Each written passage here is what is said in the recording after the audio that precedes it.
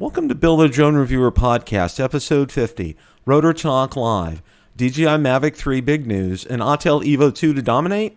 Got that coming up next.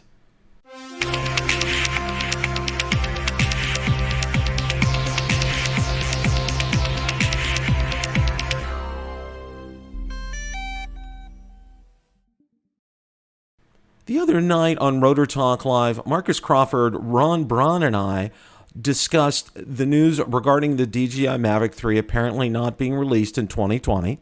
We also discussed if the Autel Evo 2 is poised to dominate in absence of the DJI Mavic 3 not being released in 2020.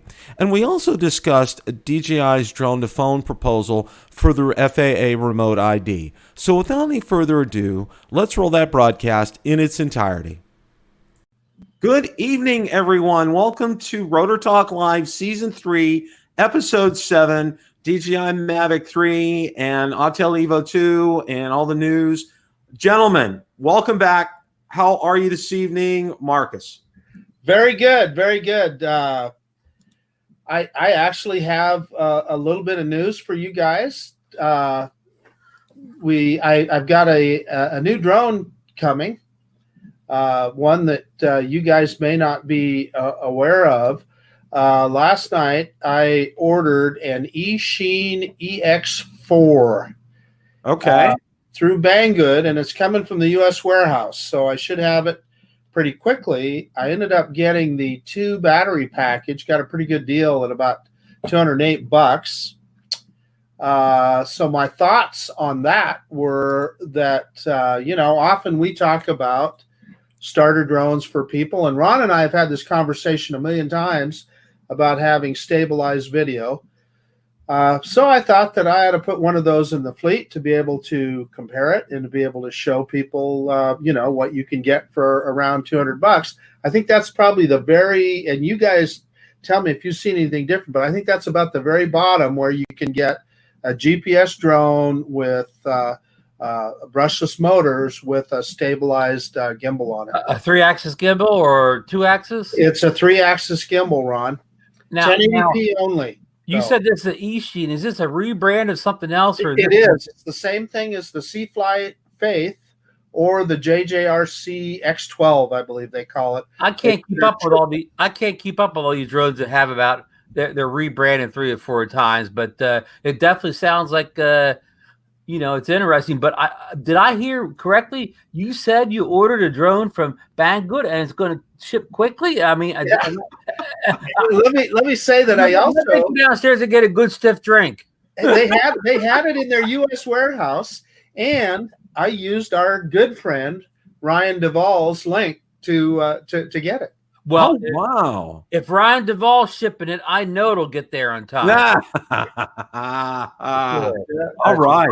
Ron, welcome back. How are you? Well, good to see you. It's been such a long time, Bill. It's good to check in. I just got one question for you, Bill. Yes. Your Zino 2 status. What happened Zino 2 today? status, not packed yet. Still paid. Still paid.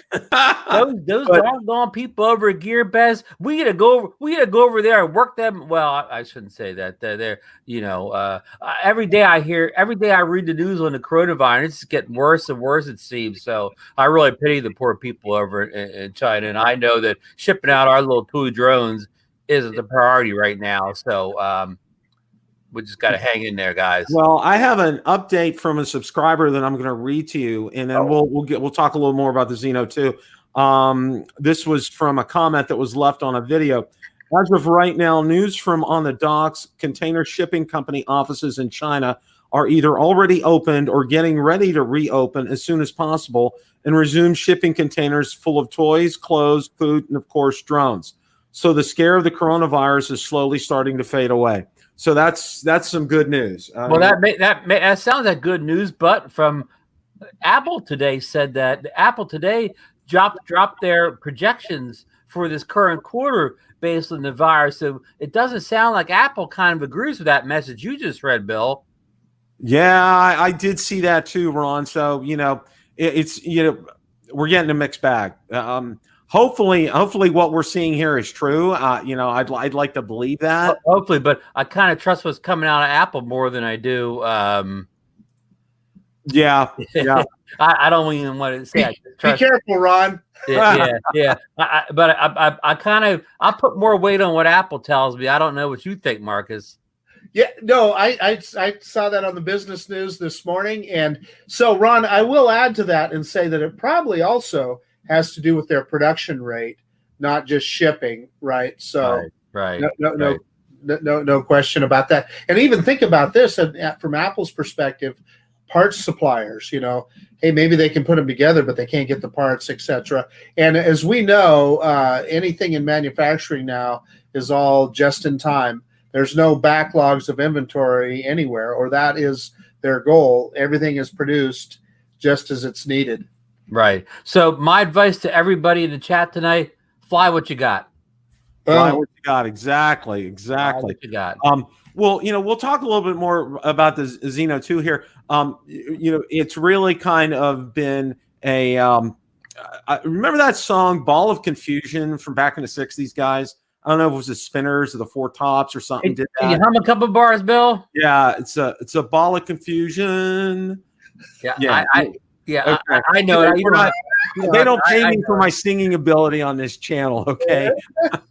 But you know, it's and what's interesting is I've gone out onto ZinoNation and onto my Zino group, and everybody's been saying, you know, it's been kind of like you know, you get one thing from a customer service rep one day and you get something else the other day, and it's just been like that. It's been, you know, they kind of tell you something to appease you, and then you hear it the next day, and well, no, that's not really the case. And you know, it's just a big mess right now as far as that's concerned. And you know, I wish, and I know Ron has mentioned this too, and it would be wonderful if Hubsan would just to say, you know what, let's just hook up with Amazon. They can ship worldwide. We can do it exclusively through them. And, you know, Jeff Bezos would be, you know, lining his pockets again with a lot more money. You know, it would be a very simple solution for that. But, you know, who am I to talk about trade laws and all that kind of stuff? Yeah, but I let Gearbest and Banggood service and whatever the rest of the world, and you know, send a ship over here with a couple pallets of Zino 2, and just once you get in Amazon's warehouses, whatever you set the release date out there, 2 days later, right, Marcus? That tends to be it. Yeah. Well, next time around, once you three of us pull our money, and we'll buy a couple pallets of the Zino 3 directly from Hubsan, and we'll have it sent over here, and we'll send it into Amazon, and we'll be the drone kings. That's right. It'll all come from us. I got to share this picture. We had a gorgeous sunset tonight. I know Ron is the Jedi master of sunsets. Okay. He really is. And if you guys ever watch some of his videos where he's done some sunsets, like I said, my words are true. Okay. Well, you know, the young Padawan here has taken heed to this, and I want to go ahead and share this because I think this was a pretty good sunset tonight out behind our house. Valerie goes, I think you ought to take a look at that sunset out there. It's pretty nice. So I went out there to take a look at it. And of course, she was right. It was absolutely gorgeous tonight. So now what device was that taken with, Bill? That was with a Galaxy Note 10 Plus. That's not the one with 108 megapixels. No, I don't have the S20. Okay. Not yet. And probably never. If I'm going for an upgrade, it'll probably be the Note 21. So but anyhow, okay, we're going to switch gears here, and we're going to talk about the news that I had shared last week, the breaking news about the DJI Mavic 3 and what we found out that it is not going to come out in 2020. Now, there's been a hailstorm of comments come out about this. You know, Drone DJ, and I'll kind of start out with this, and I want to get your guys' reaction to it. Well, if you stop buying Mavic 2s, then we'll see a Mavic 3 this year. What do you guys think of a statement like that? Let's start out with that. Yeah, I think it's ridiculous. No, let's. Why would you stop buying Mavic 2s if they're, it's still a very valid product and people enjoy it. And I can tell you that what DJI knows is they'll release the Mavic 3 because they'll have some phenomenal new feature on there that we're all going to want, and they'll sell twice as many of those. And I say, no way they're going to get the drone community organized to boycott Mavic 2 so we can get a Mavic 3. The only way the Mavic 2 is going to stop selling is if the Evo ever gets released to the the general public, and the Evo models are better drones at the same price point or less than the current Mavic 2s out there. That'll stop them from selling.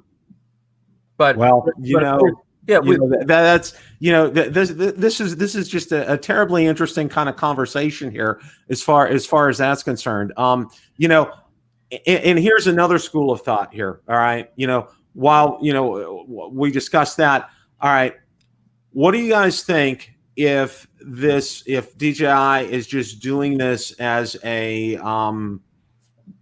they're feeding us false information, a false narrative that they're planning on coming out with it at the end of the year to throw everybody off base? What do you guys think of something like that?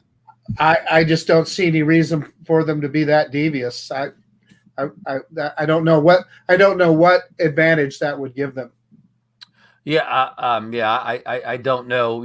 If anything but products being ready dictates release dates. I'm guessing when the Evo 2 came out, whatever specs they had on the board for the Mavic 3 now got rethought after they studied the specs of all three Evo 2 models, and then they probably rethinking what's going to be in a Mavic 3. And I guess the more stuff they want to put in it, the more that pushes that release date back to, like Bill said, maybe the end of the year or maybe next year. Bill, I see Lauren's in the house tonight, and he said he wouldn't mind getting in this conversation. Yeah, I just sent him a link. Lauren's got a good mic tonight.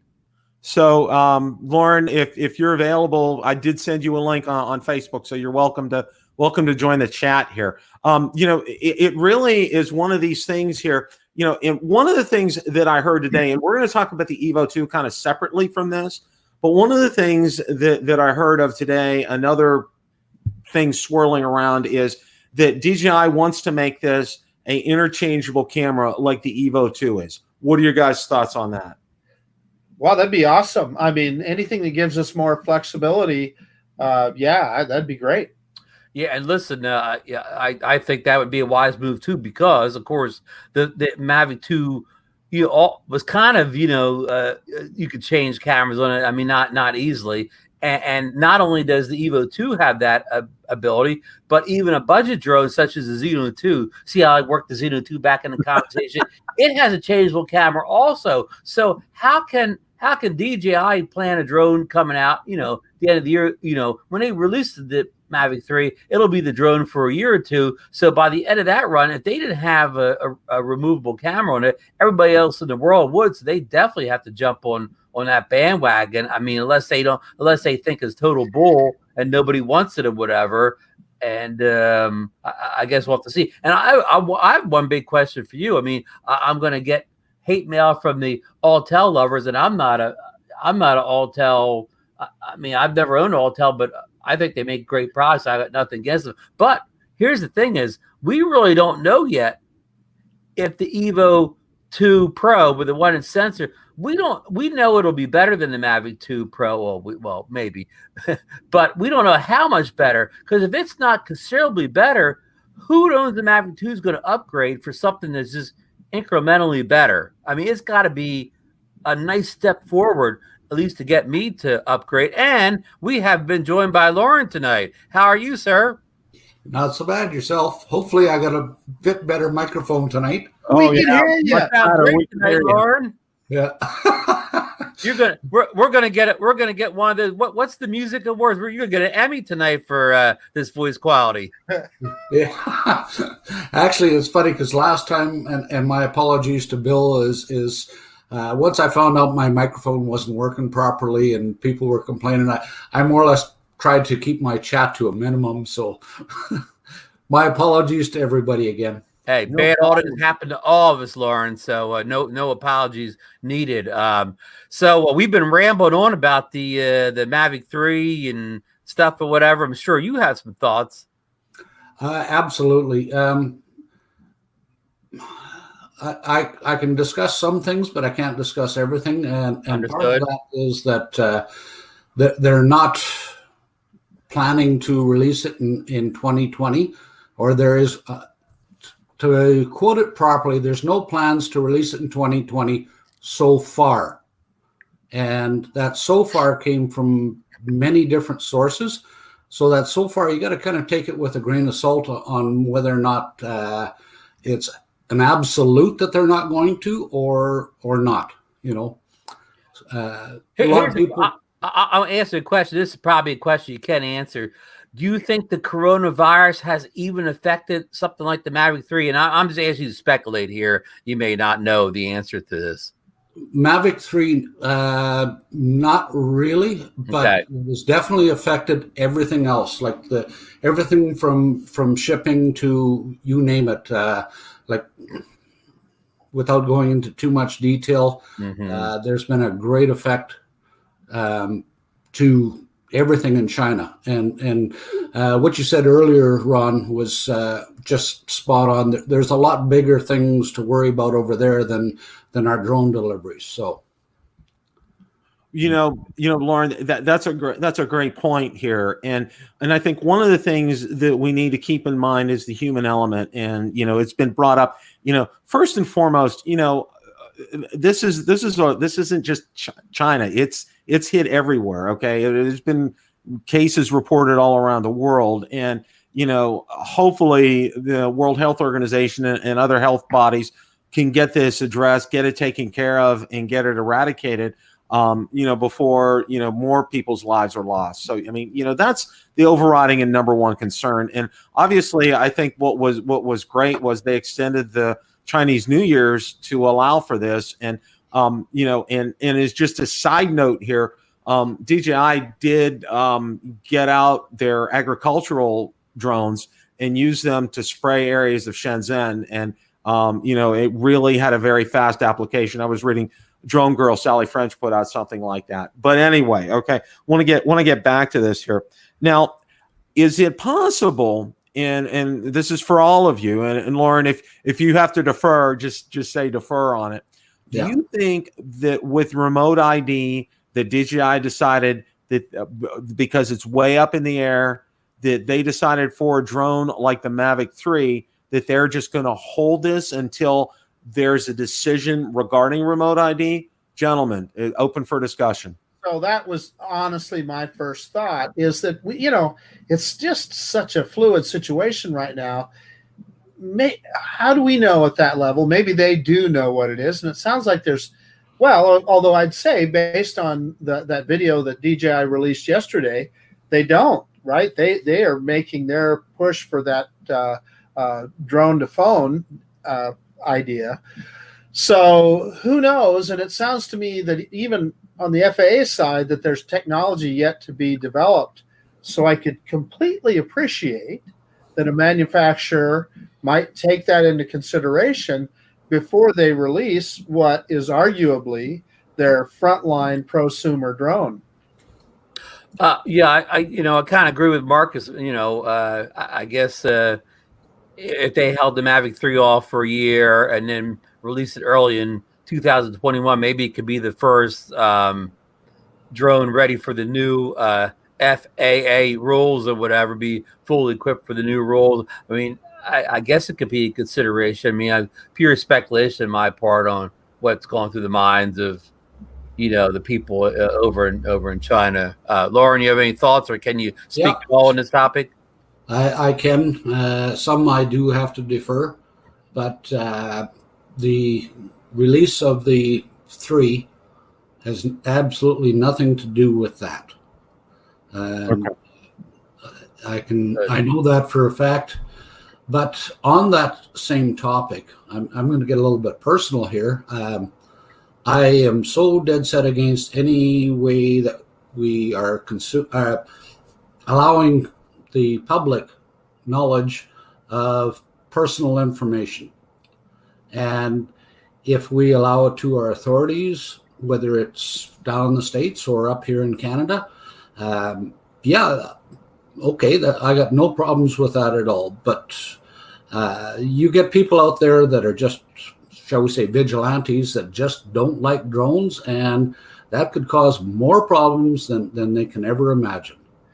Hey, Lauren, can I add to that just a little bit? Because you spoke about authorities, and I completely agree with you. But what I will say is if I'm flying out in Class G airspace, I don't even think the authorities need to know when and where I'm flying. Now, if I'm in any kind of controlled airspace, that's very, very different.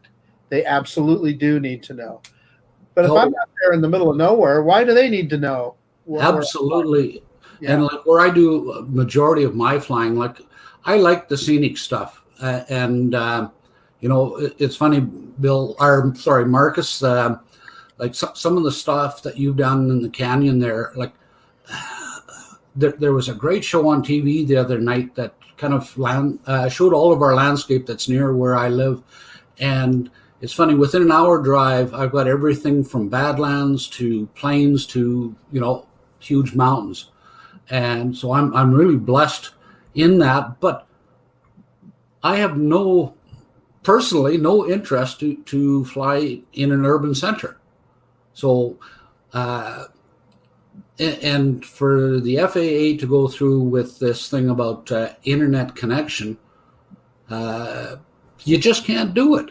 And I worry because what happens in the States could happen in Canada. And, you know, so it doesn't matter whether you're from the States or not. You should be keeping your ear out on this. Yeah, we're gonna go ahead and take a deep dive into this here in just a few minutes. Hey, Bill, can I just check one thing before we get off the topic? You know what I think the FAA and them should be concerned about too is the first time somebody gets, you know, robbed and possibly injured or killed by somebody using this, you know, peer-to-peer location finder that they want to put in a drone pilot or whatever. Somebody stalks him, kills him, steals his drone, or injures him bad. What when his family? What when they hire? And you know, in the U.S. we have what they call ambulance chasers, lawyers, or whatever. What if they hire some aggressive lawyers to say that this role is responsible for this person's death, and they go right after the FFA, which means they're going after the government in a huge lawsuit that could be in the courts for years and get a lot of publicity on TV and negative publicity for the government and the FAA. I mean, that's I can almost guarantee somebody will try to sue if something bad comes out of this, and they'll go right after the authorities and the people who put these laws into effect. Well, and great points, guys. And we're going to take a deep dive in it here in just a couple of minutes. But a little more on the Mavic 3 here. And I want to throw this around, and Lauren, you can defer. You know, that's always available for you. Yep. Do you think, and this is a general question for everybody, and I'll answer this too, you know, when you guys are done, but do you think that DJI is retooling because of the Evo 2? Yes or no? Absolutely not. Yeah, I don't think so either. No. I think that whatever Autel had going with the Evo 2, I guarantee you, DJI, if they didn't know precisely, they surely had a good idea of it. Oh, yeah. And they're the leader already, so they're pursuing their own technology. I can't even believe it would be a consideration. On Marcus's thing, I can say that all the news of the release of the Evo 2 did give them pause. But again, as Haya said, the release of the Evo 2 has been not quite what was expected. They haven't really delivered in quantities. And so any chance of releasing the Evo 3 on the scheduled timeline, as I originally said, was scheduled for June or July, has now been kind of wait and see on how the numbers are actually on the Evo 2. Well, you know, one thing with that, and I want to point this out, it was in my 1 minute video, and we all know Cliff Totten, okay? I'll call him my camera expert here because he is. He was saying right now at this point in time that whatever Autel puts out as far as camera specs are, you can't get any better than that right now. That is exactly what's available. So he said, his comment was that whatever DJI does, it'll just match them. It won't exceed what they have and he actually said, that 6K is a misnomer. It's really like 5.7. So he was real emphatic about that. Yep. In the 8K, it's not quite 8K either. So, and he's actually was yipping with Autel about that. But that's a whole nother thing here. Do you think, and this is just for me, this is just a question I'm going to pose to everybody here. Do you think that DJI just said, okay, we're going to stop here and let's take stock of this situation? Okay. Now, we've ruled out that it was due to the coronavirus or anything to do with that. We've also ruled out right now, it's not because of Autel and everything. They want this to be the flagship of their company without any question, okay? Because, I can tell you this. On a given day, I get 10 to 15 to maybe even up to 30 people join my Mavic 2 group, okay? I'm getting close to 6,000 people in it. I mean, it is a very popular drone. It's something that we, that we enjoy here, okay? Do you think that there is, and I'll go with this, what DJI has said, because the Mavic 2 is selling so well, that DJI just doesn't want to interrupt this flow? Bill, I would say that they've probably got some pretty smart accountants that have done the math and know what the point is of where those sales drop off, and when it's time to release another one. And it's probably a combination of things like that, as well as developing the technology for whatever that next product is. So I don't think you can put your thumb on any one thing, would be my guess.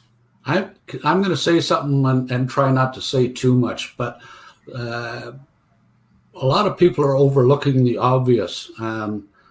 A big part of DJI is their commercial end. And if you have a look, if they come out with a Mavic 3, how does that affect their commercial end? Think about that, because they do have their Mavic Enterprises, and I have to leave it at that. Okay. Okay. Understood. Let me throw in real fast. Go for it, Ron. Well, I'll have two thoughts here. Well, number one thought is I don't know, what DJI's release schedules, but please, DJI, stop releasing all the drones I want to buy in the middle of the winter for us poor people that live in the cold weather parts of North America. Don't release all Mavic Mini. It has to come out like in the middle of November and get to us about like the beginning of December, just when the weather's starting to fall apart here. All their new drones come out when the bad weather's about to hit. Put drones out in the spring or whatever. Thank God for us people that live in the cold weather parts of the country. And my second thought is, if I have to fly the Mavic 2 Pro the rest of this year and next year, it won't bother me one bit. I'm perfectly satisfied with the drone. I never take the Mavic 2 Pro out and think I'm missing out on something because I don't have this or that feature or whatever. And that's all I got to say on that. Hey, Ron, I'm sorry. I got to give you a bit of a hard time because we were out flying last weekend, as in Saturday, and I don't know if you've seen any of the pictures or not from our group, but it was when we started out, it was -5 Celsius, and by the time we were done, it was about +2, +3 Celsius, and we had just an amazing turnout, with the guys. So.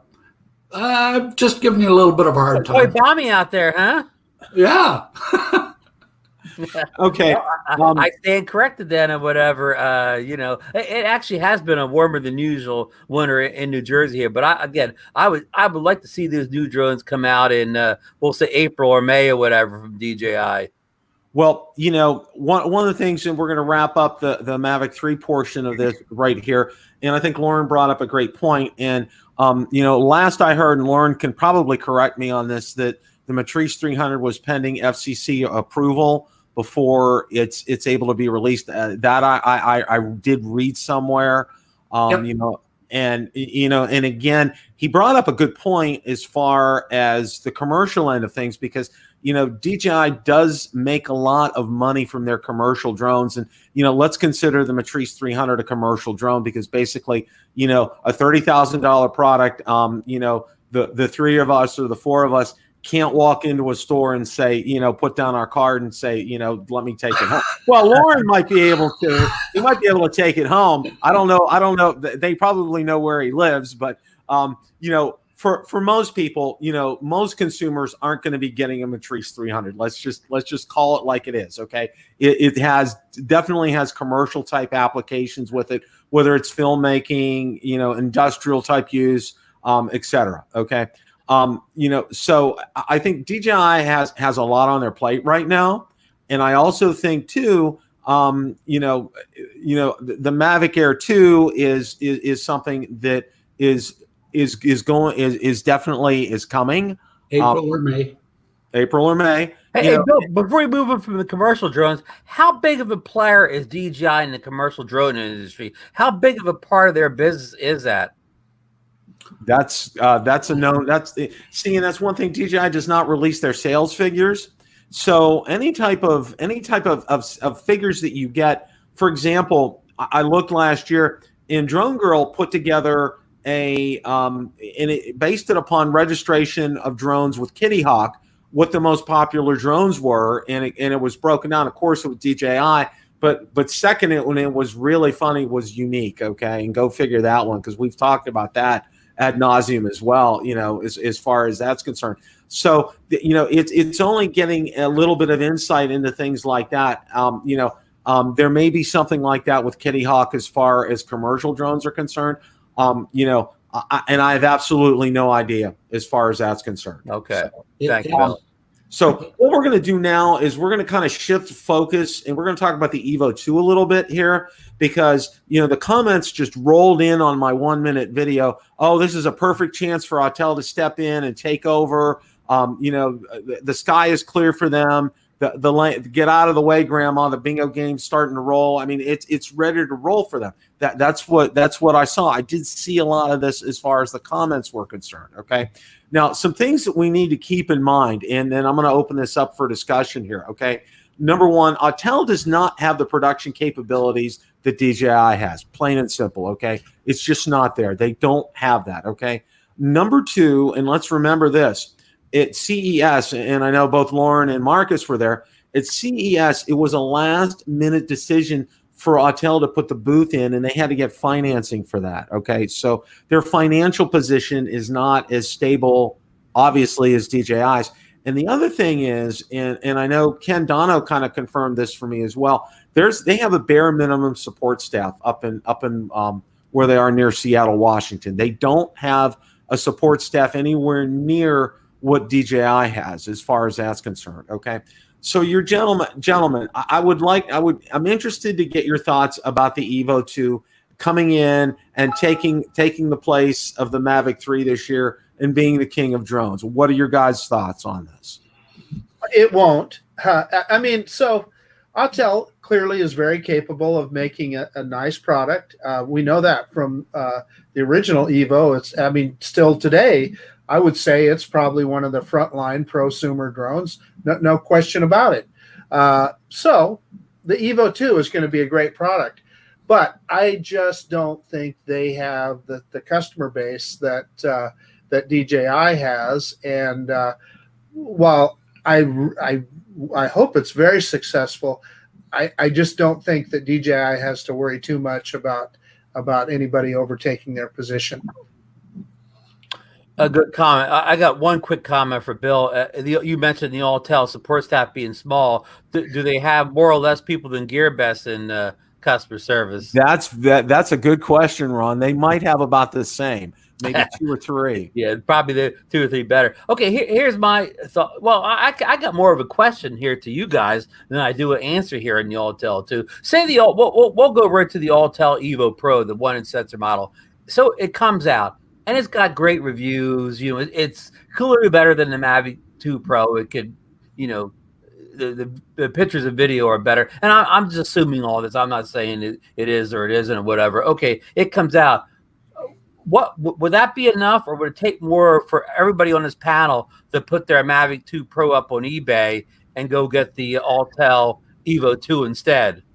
Okay, for me, I have the proof is in the pudding. Okay, I have to see that video, and I have to see how well that video is. Well, that's what I mean. It's out and everybody loves it, and it's a massive hit or whatever. Now, here's the thing, and this is something I think we need to kind of separate here. And I kind of alluded to it when we talked earlier about, you know, the Mavic 3 having, say, an interchangeable camera type of platform like the Evo 2.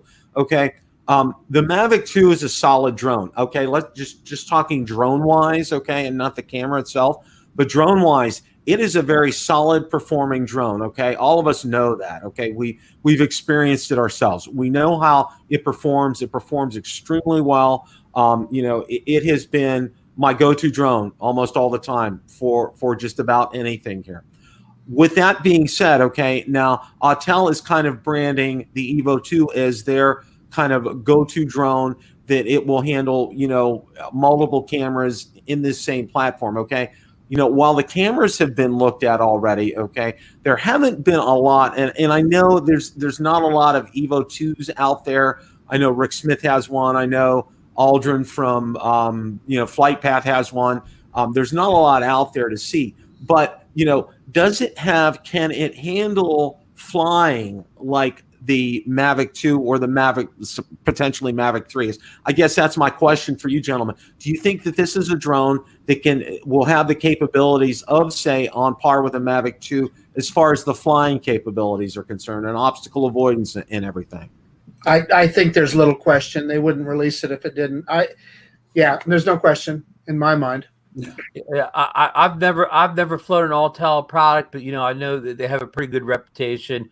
And, you know, I'm sure that, you know, from what we've seen in the specs, it looks like they've spec'd it out to, you know, to compete or be a little bit better than Mavic 2. But again, that all has to be proven when it really gets in the hands of end users, not just a couple reviewers. And another thing, too, is for me, the upgrade, it would have to be significantly better than Mavic 2. It just can't be slightly better. Like, I don't care if it's got, like most people, I see the comments, most of us don't care about 6 or 8K, whatever. It's got to, like, you know, the video has to look better. It has to be easier to edit in, like Final Cut and the Adobe Premiere, whatever. I mean, it's, you know, the pictures have to look significantly better. It has to be significantly better for me to want to upgrade to it. Otherwise, I'm just sitting tight on the Mavic 2 Pro, and that's my thoughts. Lauren, what are your thoughts? Yep. Just one thing before I get into that is with Autel, a lot of people are kind of overlooking the fact that they also are being affected by the coronavirus, right? Right. So, you know, everybody mentions, you know, DJI, but pretty much anything coming out of China is affected, and you know, the Autels are built there. So, but hey, on that note, personally, I got asked a question the other day, and I kind of thought about it. And it was like, what more could they do to the Mavic 3 to make you more interested? And my simple question was, what can you do? Because realistically, a lot of people don't realize we've got some awesome drones out there. And frankly, between Autel and DJI, I think it's going to be a slugfest, is my honest opinion, because what we've got now, it's pretty tough to beat. That's usable to the consumer. Mm-hmm. Yep. That really totally makes a lot of sense. I agree 100%. You know, kind of wrapping these things up here. You know, we touched on a lot of points here for the Autel 2. You know, it's, you know, once they get over their software issue, And, you know, I did read your comment on Rick Smith's video, and I did read Rick's reply on there as well. And so it sounds like the Evo 2s are, you know, basically sitting in boxes or pallets somewhere, and just, you know, they're waiting for Autel to get a firmware update taken care of as far as that's concerned. So, you know, stay tuned for that. I mean, you know, we'll definitely find out what's going on with that, and hopefully, you know, sooner rather than later, because, you know, Autel does not want to repeat history. You know, the history from when the Evo 1 came out was not very good. I mean, it was at CES, and then in February, you know, the FCC approval came out and all the pictures were released and everything, and then we didn't hear anything to the end of June, beginning of July, and they don't want to do that. And I do know, I did talk to Ken Dono a little bit, and, you know, his sponsor DroneWorks, they've actually given people their money back who have actually put deposits on them, because, you know, said, let's not do this. And he talked to the owner of DroneWorks. You know, I believe this is all correct. You know, let's not do this now. Let's wait, because, you know, don't worry about, you know, when it's time, we'll let you know. Okay. So they're in that type of a mode right now. So, hey, Bill, before you move on from the Evo, about 3 or 4 comments back from Larry Boggs, he makes a great point. Also, it's hard to beat the DJI Smart Controller. The only thing, the Autel Evo, if it is a better drone than the Mavic 2 Pro, it won't have a better controller. Yes, that's definitely 100% agreement. And I think Ron can say without any question, he's glad that I talked him in, talking him off the ledge on the smart controller, because that is just an incredible, that happens to be for me. Okay. If somebody were to ask me what was my favorite accessory ever for a DJI product, bar none, it's the smart controller. Okay. Even with all its warts and blemishes and everything, you know, that has just shown incredible capabilities. And, you know, I was very fortunate to be among the few that to beta test it with the Phantom 4 Pro V2.0. And it's just, it's an incredible, it's totally different flying experience with that, with a Phantom 4 Pro V2.0. Are there any smart controller 2 rumors out there? Well, you know, it's hard. It's like, and I'll put it to you this way: how do I get better than my wife Valerie? Okay, it just doesn't happen. Okay, it's probably one of those kind of answers. Okay, that kind of thing just doesn't happen. You know, it's strange, because personally, I'm not a fan of the smart controller. That's just a personal thing. You know, your limitation on third-party apps and stuff like that, to me, that was kind of a no-go. But, you know, to each their own, I guess. That's right. That's right. I mean, you know, we're Ron and I have enjoyed ours, and just not having to fiddle with that phone and getting plugged in or whatever. I mean, just on that alone or whatever, that's a big deal to me. You know, just seems to get up in the air faster, and that screen. Yeah, absolutely. Like it's like I say, it's all a personal preference, but just for me.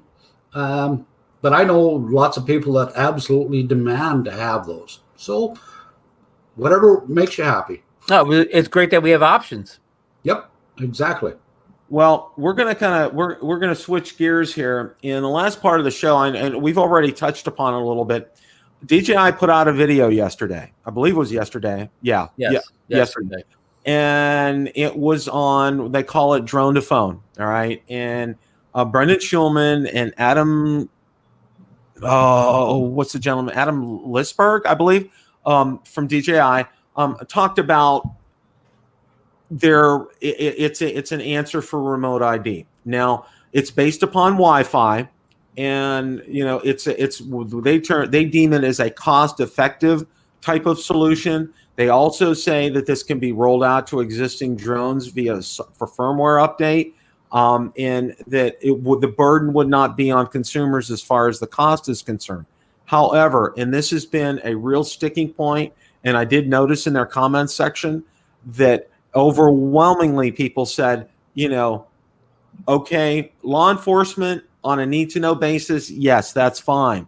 But for me, okay, I don't want the gentleman across the lake down there to know that I'm flying. And if he has a hard time with it, comes over on my on my property with a baseball bat and destroys the drone, or comes after me, or if a criminal decides, you know what, I'm going to go steal this drone.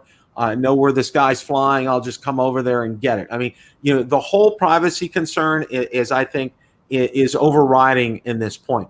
Now, just to be fair, I did see a comment today out on Twitter, and it was from Brendan Schulman, and he responded.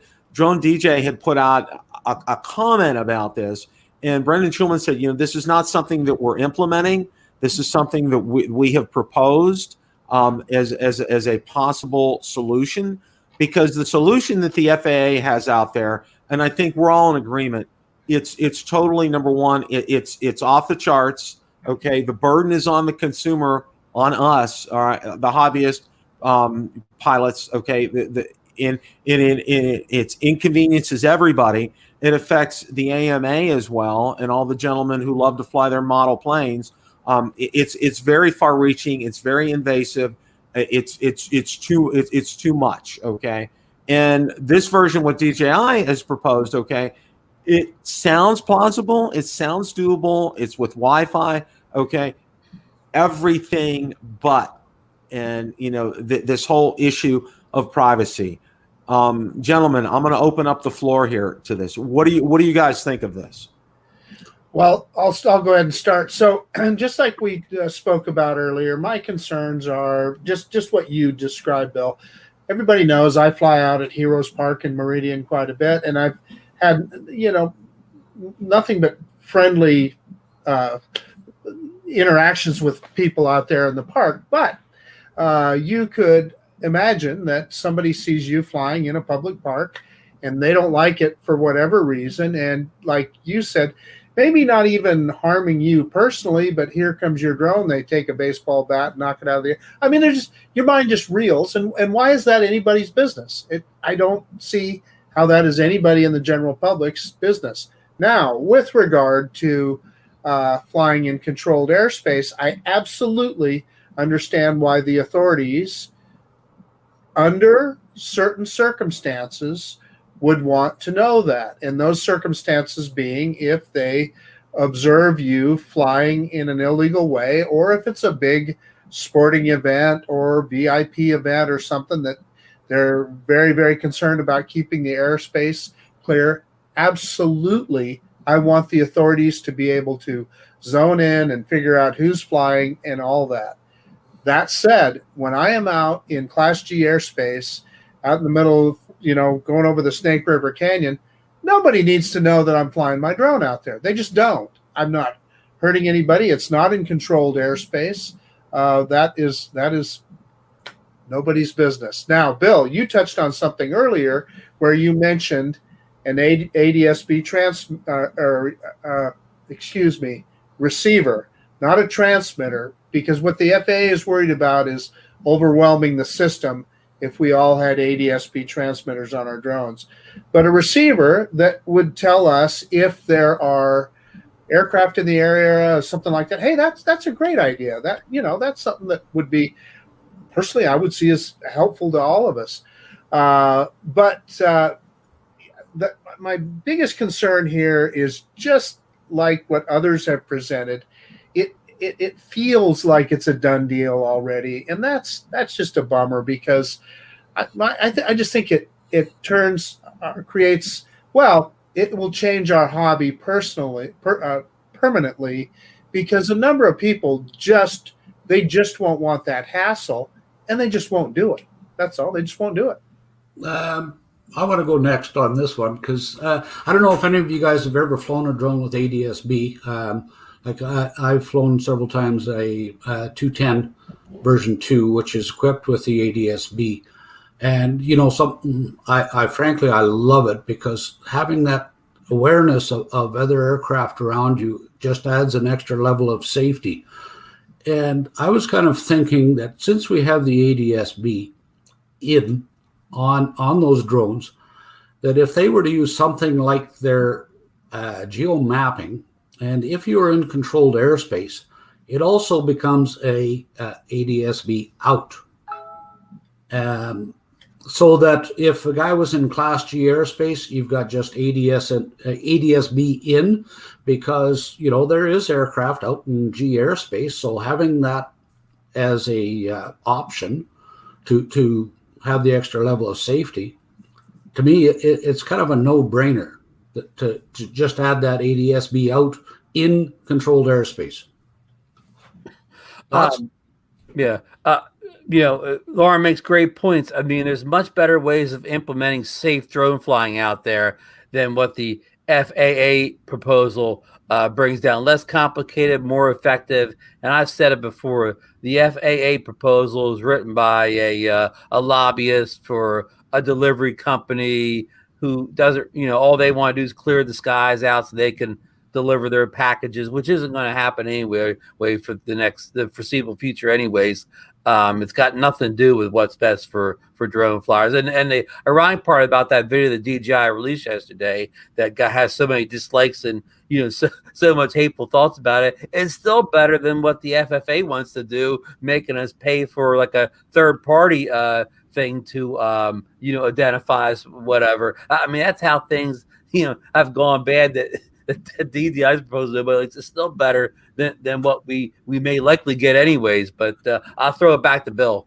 Yeah, I was. That's spot on, Ron. Well, it's like okay, on this hand, it's the FAA and just with the piece of trash that they handed us, and then there's what DJI hands us, which it's about what I'll say 75% there. Okay, and I have to say this. I did see. Lauren has a great point, because I did see ADS-B on a 210, and I did see how effective it was.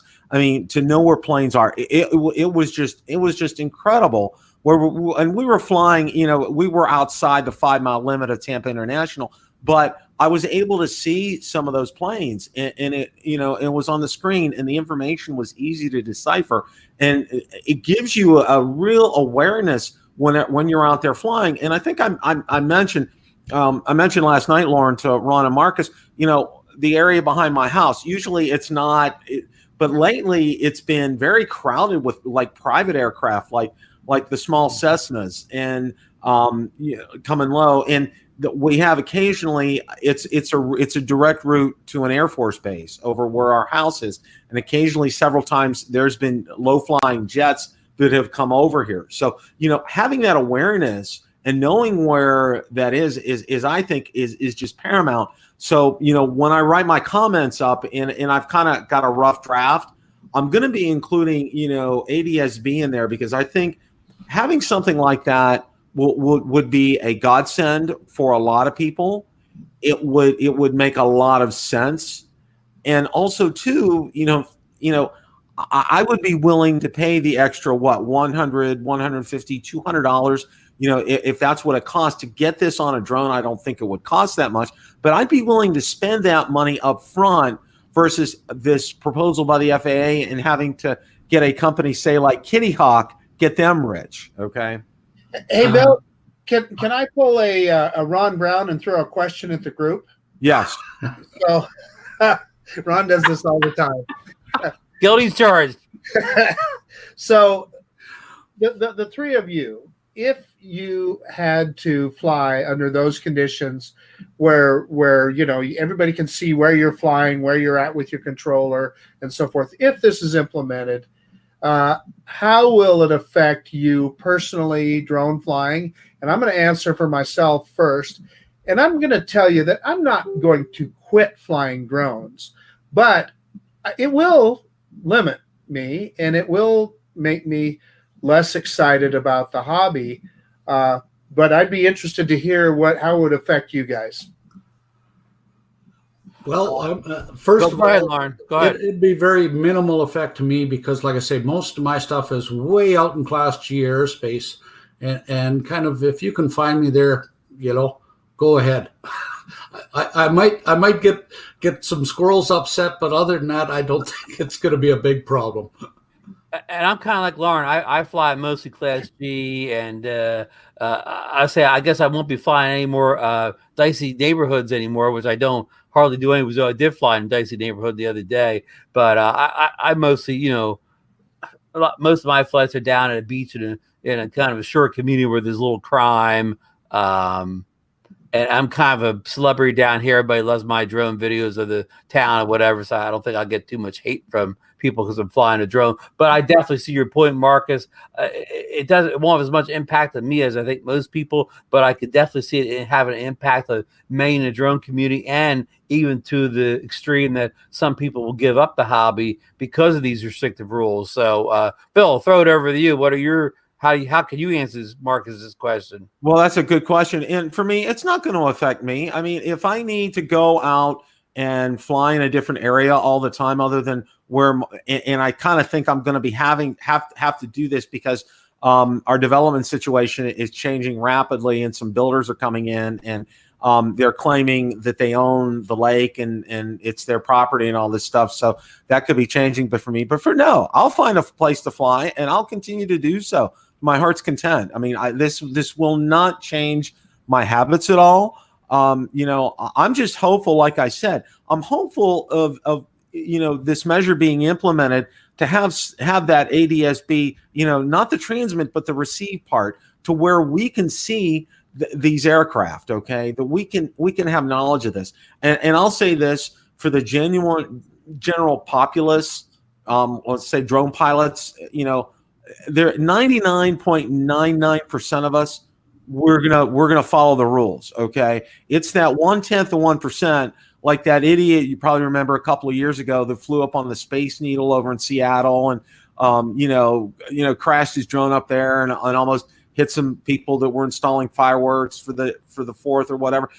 It's idiots like that. But for the most part, okay, most of us follow the rules. Most of us want to know when there's aircraft out there. Most of us, instinctively, okay? Let's say, and this happened last time I flew. It was a Mavic Mini. I had it up. It was maybe 25 feet up in the air.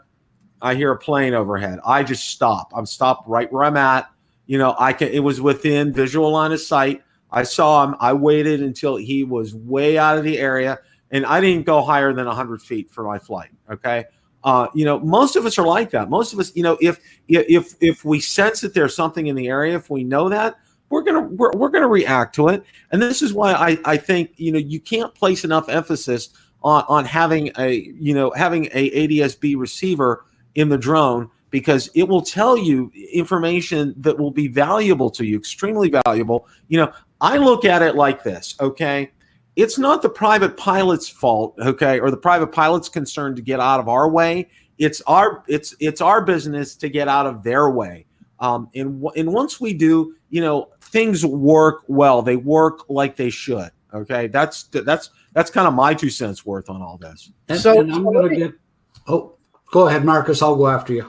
Okay, I just want to add that your 3 responses then to me are confirming to both the FAA and to DJI that it's okay to implement this because it's not going to affect their business. No, that's not what I meant. I was referring to ADS-B, not the implementation as they're proposing. Okay, but on the ADS-B, I'm getting the Air 2 just because it has it. Okay, well, Mel brings up a good point, and by the way, welcome, Mel. I don't know. Amazons of the world can do deliveries with the current FAA laws. If you want to expand upon that in the chat, go for it, Mel. That would be fine. We can definitely talk about that here for a minute. And that's the other thing, the other driving force behind a lot of this remote ID. I can show you a current law in the FAA regs that prohibits it. Okay. That's if you want to go ahead and post that link, I'll allow that link, Mel. So go ahead and do that if you want to. And I think this is another point before we kind of wrap things up here on this and kind of close things out. I think it's important to realize here that what's the driving force behind all of this. Okay, it's our buddy Mr. Bezos and Amazon and UPS and FedEx and all these companies that want to do deliveries by drone. And I think we need to keep in mind, that, the technology still isn't there yet. Okay. And I did say that when the remote ID proposal came out, that technology, it's putting it, what they put on paper will not work. It's not a viable solution yet. Maybe 2, 3, 4 years down the road, it could work. We don't know. Okay. What DJI, at least DJI's solution works. Okay. It's a proposal. For me, without the public knowledge, I'm okay with something like that. But I think, there's a point to be made and a point to be said about big business trying to come in and say, you know what, we want to control the airspace. We want to do deliveries. Okay. It's going to take, they're still not at a point where that they're capable of doing that yet. Everything that I've read, as far as these are concerned, I do see some great success stories about, for example, there was a hospital campus in North Carolina, transferring, blood, or even there was a kidney that was moved from one area to another. So some vital work there, which is fantastic. But there's a lot to go on with this. There's a lot that hasn't been done yet. Okay, and they're not at the point, and they're not ready for this yet. Okay, so why the push for all of this all of a sudden? That's a whole nother topic. That's a whole nother Rotor Talk Live. I'm not going to get into that right now, but I'd like you guys' final thoughts on this whole drone to phone from DJI and remote ID. If you guys want to start, Marcus, Ron, and then Lauren, if you guys want to go ahead and do that. Yeah. So, Bill, I think I made my thoughts on it fairly clear that I don't like it at all. I just don't think there's if it was just the authorities, I could accept it. I still probably wouldn't like it, but I could accept it. But the fact that the general public, that anybody can get their smartphone out and look at exactly where I flew my drone and where I'm standing, I got a problem with that. So, yeah, anyway, it is what it is. And I suspect that that one way or another, that kind of technology, whether it's the FAAs or DJIs or however it works, that's going to be kind of something that is going to happen. And I think it will put a damper on our hobby. Ron. Thank you, Marcus. Good thoughts. I second everything you said. And Bill, I just want to say that we talked about these new proposed FAA rules, and the rules they mentioned safety, like hundreds of times in there. But we all know that that's not right. We know that outside of a few isolated incidents in the U.S. and even worldwide, there's been very little drone accidents as far as them hitting planes or other drones or anything like that. There are very few isolated cases. So this really has nothing to do with safety. This is all about clear the decks for the big delivery companies who think they can deliver stuff, which we've already talked about. It probably won't happen in the near future anyways. So, but that's just it. It's not about safety. You could talk about how safe remote ID is, or AAD. I can't even say the letters. How safe that, but I mean, there's not many safety concerns as it stands now. So that's my thoughts, and I'll throw it over to Lauren. Sure. My basic thoughts are, if it's the information is confidential and sent to the people that need to see it, not to everybody, but needs to see it, and can be done in an economical fashion. And if in fact that they are doing this to bring in the corporate section, I think corporate should be paying the cost, not us, because we've been in the air for years. I don't know about anybody else, but I'm coming up on my 8th year of flying. And for somebody to come in and say, now I've got to pay fees so the corporations can fly, no, not working for me. Well said, Lauren. Yeah, I agree. That was very well said, Lauren. And for me, as far as this is concerned, I number one, I'll start off with what Lauren said. I don't want to be paying for Amazon to rule the airwaves, so to speak, or for UPS to do that. Okay. I don't want to have to do that. Let them do that. If they want to do that, and it's so precious to them, let them pay. Number one. And number two, okay, do not put the burden on consumers in any way, shape, or form. All right. I want to be able to go out there. I want to be able to get my smart controller, power that up, power my Mavic 2 Pro up. Next thing I know, I'm up in the air and I'm doing what I love. I want to be able to do that freely. I don't want to have to be encumbered by a lot of things as far as that's concerned. I want to be able to do this without hesitation. I want to be able to do this without my neighbor knowing that I'm taking off again, all right? Or someone who is intent on performing a criminal act, causing me some bodily harm or stealing my property. I don't want that, okay? I don't want that. Law enforcement, yes, I fully, I will say yes. I believe that they do need to know that information, but no one else does. All right, except for myself and law enforcement. That's fine. And as long as I'm within the laws, which, like I said, 99.9% of us are, it's all good. I don't see any problem with that. All right, we're at the point of the show. I'm going to kind of do a synopsis of what we talked about tonight. We did touch a little bit on the Zino 2 and updates regarding that. And hopefully, things will get shipping wise. We may see some activity on that soon, because I know some of us have gotten some shipping notices. Some of us haven't yet. And I'm in the haven't yet club. So I'm hopefully that's gonna correct itself soon. We did talk a lot about the Mavic 3 and and share some thoughts. And I want to thank Lauren for joining us kind of like at the last minute, and to get a lot of his interjections and thoughts regarding that. And Lauren, we really appreciate that. And, it was some excellent information.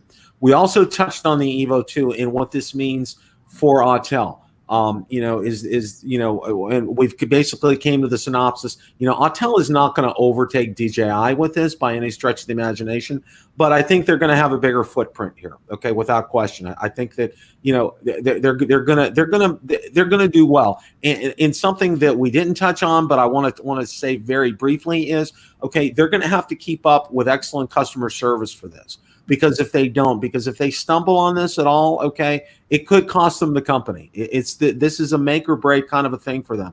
I think they're all in on this, and I want them to succeed, because by them succeeding, it pushes DJI. They push each other around, which I think is a great thing as far as that's concerned. And then the last thing we talked about tonight was Drone To Phone and the ramifications of this. And while on the outset it sounds great, there's the whole concern about privacy, and I think we've addressed that very well. And there's been some great comments, and I want to compliment everybody in the chat tonight. You absolutely have been fantastic. You put in a lot of great comments, a lot of great thought. I want to thank everybody for this. Let's go to closing thoughts. Marcus, Ron, and then Lauren, and then we'll call it a night. Well, not a lot going on other than I've got some good weather ahead of me, so hopefully get out and fly a little bit. I did hear from the folks at Skydio with regard to the gimbal issue that you saw on my Skydio 2. They feel like it's something that they can correct with software, so that's a good thing. Bill, you touched on customer service with Autel. What I will say is all the companies could learn from the way Skydio handles their customer service. So that's about it. Ron? Thank you, Marcus. Looking forward to some more videos from your channel. I put up a Skydio 2 video today, like a car tracking video down at the beach, in Brigantine. So check that out if you're interested in the Skydio at all. And I hope Bill receives his Zino 2 before he gets his Mavic 3 in. And there goes the phone. I'll throw it over. That's the Zino 2. That's Saved by the bell. That's Gearbest on the line. It's coming. Lauren, take it away, Lauren. I'm done. You cracked me up. I totally forgot what the heck I was going to say now. Okay. I'll rumble on for a few minutes so you can collect your thoughts. Anyways, yeah. I think we're just kind of seeing the tip of what's coming in the near future. I'm looking at one right now. It's called an MK3. Probably not something that you guys would be interested in unless you're into thermals. But it's quite an interesting little project. But that one I can talk about a little bit. But it's interesting, but I think it's got a ways to go. But as for DJI and Autel, the best thing that can happen is those two guys have a slugfest, because all that does is give better products in the end line. And that's my final thoughts. No, that's well, Lauren said it. I mean, he said it very well. He summed it up. I mean, Autel and DJI going to fisticuffs couldn't be better. That would make such a difference for all of us, and we win in this instance. And as a final thought, and as a closing thought, please go out and do your comments out there, okay? On the FAA remote ID. They're needed out there. The AMA is encouraging all their members to go out there and do that. I haven't looked lately to see how many are out there. March 2nd is coming up, and in spite of what you hear, and in spite of what you think that this is a done deal, or as far as that's concerned, put that out of your mind. Formulate some thoughts, type it up, proofread it, and then get it out there, because we have a chance to voice our opinion here, and I think it's important to do that. All right, I've exhausted my thoughts. I want to thank Marcus and Ron. It was a pleasure having you guys back. Also, I'm be very remiss to say I want to thank Josh from Parks and Tech for filling in last week. He was, and it was weird, and I have to say this. He was craving Jimmy John's and grouper sandwiches. I don't know why. I don't know if that would have anything to do with Marcus or Ron, but he told me he was kind of craving those. So, but no, I want to thank Josh. He did excellent last week. Josh, he's under the weather tonight. Hope you get feeling better soon. We'll definitely get you on sometime. And I want to thank Lauren very much for coming in at the last minute. Really added a lot of valuable input, especially about the Mavic 3 and what we can expect and everything. So everything, guys, and remember, it's a great day to fly. Thanks so much for stopping by tonight. Take care.